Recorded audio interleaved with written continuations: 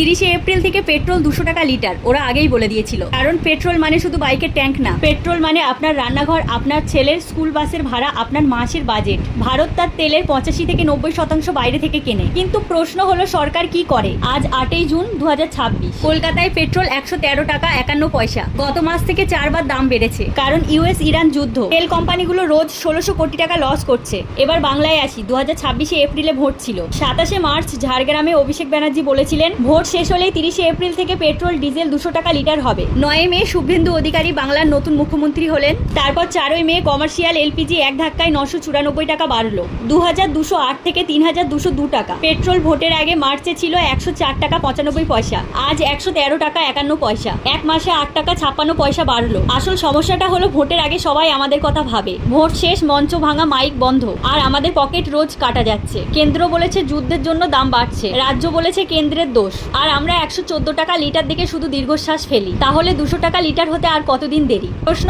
একটাই, আমাদের কথা কে ভাববে, ভোটের আগে না ভোটের পরে? আপনি কি ভাবছেন কমেন্টে জানান।